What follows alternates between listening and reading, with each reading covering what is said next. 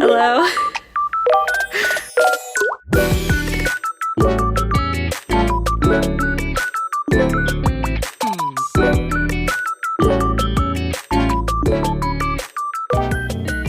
Hello.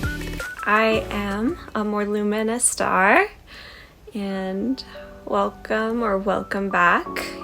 I am an aspiring author. I'm hoping soon I can kind of decide on a nickname instead of just having my whole long channel name to be known as, even if I don't want to use it as my pen name. I'm still thinking about that. I actually had a pen name that I've had for more than 10 years, and I still like it. I'm just thinking about if it still matches me in kind of my, I guess, revival era. So until then, I'm kind of thinking about nicknames related to my channel name I could use. And it's been longer than I hoped since my last video again. I knew I wouldn't be able to film any new content during March because I was with my family and I'm too self-conscious to film when I'm around others. But I was hoping I'd be able to use some footage that I have and at least get some privacy to record voiceovers, but that didn't really happen. So I'm so sorry, it's been a long time. And I'm here with kind of a new look. This is, in fact, if you can't see it moving around because I don't have it secured properly, a wig. I have some health issues that have caused me to have lots of bouts of hair loss over the past, I don't know, around probably more than 10 years now. And every time it happens, I have a huge hit to my self-esteem. So the most recent one was at the end of last year. So I kind of, at that point, started thinking about maybe it's time to try some clip-in extensions or wigs or something for when I want to feel better. So this is my first ever wig that I bought, and it's more of something for me than a practical wig. To be honest, with my sensory issues, I don't think I would necessarily wear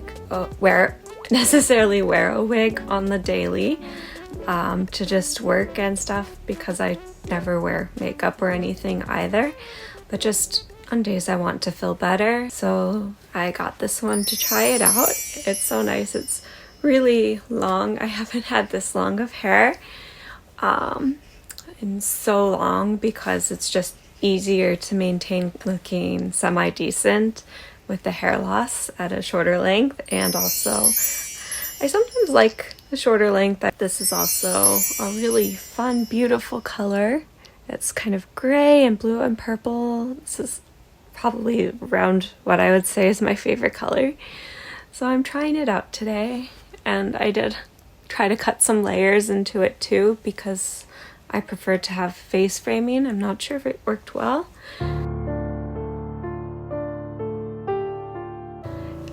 I should have anchored it onto my head better, but I was lazy. So this is me trying out my wig. Anyway, enough rambling. I was going to give an update on my writing. First of all, something kind of surprising to me during my vacation. I did do something I haven't done in a long time, and I managed to read 2 whole books during that time, which probably doesn't sound like a lot. It wouldn't have been to me. Like a lot of people, I was a gigantic bookworm when I was growing up. I was a pretty fast reader, so I could easily read a book or more in one day. But I guess ever since university, it became harder for me to read. So usually I only read like a couple of books in a year now, if I'm lucky.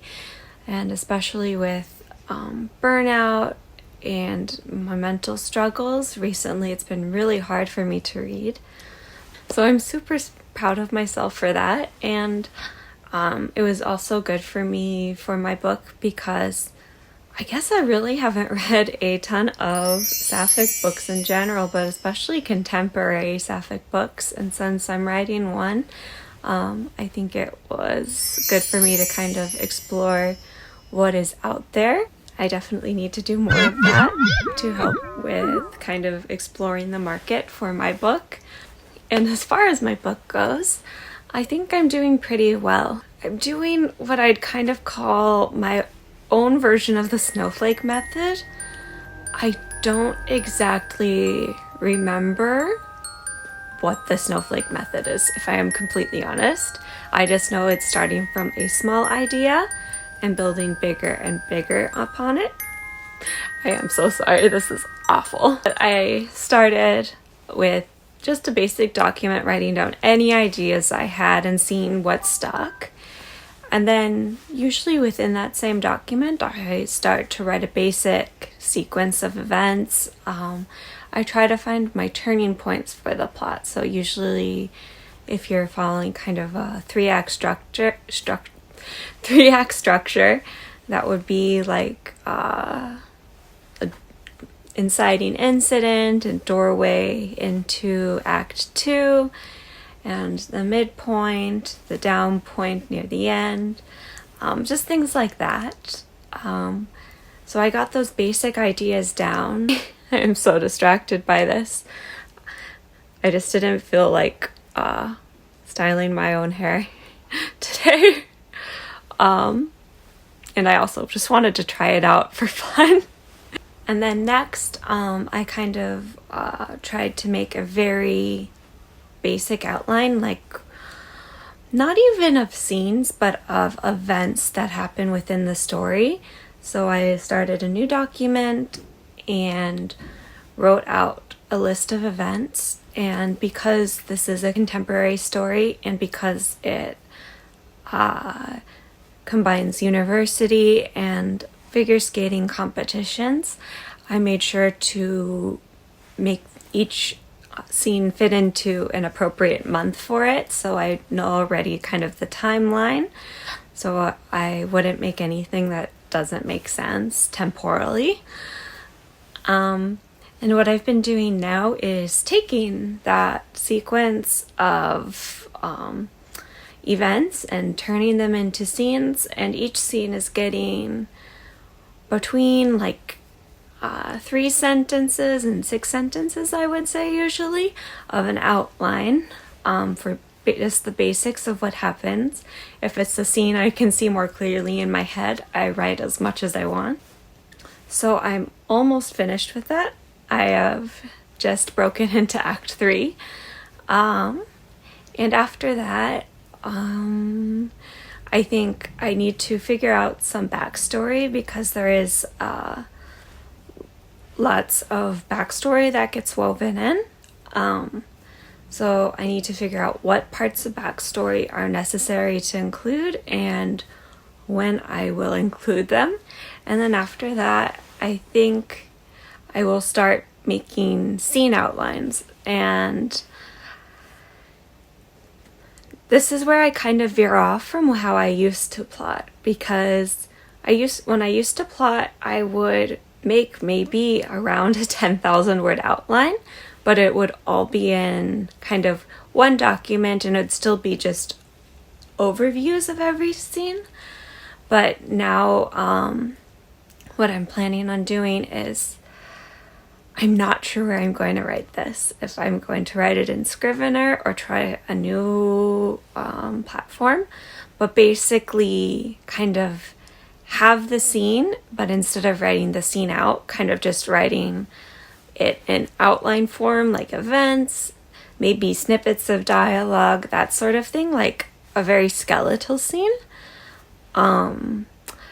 This is something I always wanted to try, so that I could have the plot and kind of character development more easy for me to see, because I would always struggle with the plot problems after I wrote my first draft. So instead of writing a full first draft, I wanted to kind of have a skeletal first draft to edit. So I'll definitely have to see how that works out. But if that does work good, after I kind of edit and troubleshoot that, I can expand the kind of scene skeletons into full fleshed out scenes. And I'm really hoping to have very pretty stylized writing for this story. I always am thinking about the voice for my story. I'm not sure. I wouldn't say I'm particularly good at fictitious voice, but kind of word crafting is something that's really heavy on my mind. So it's something I hope I can work on while writing this book. It's kind of crazy how much I love this book,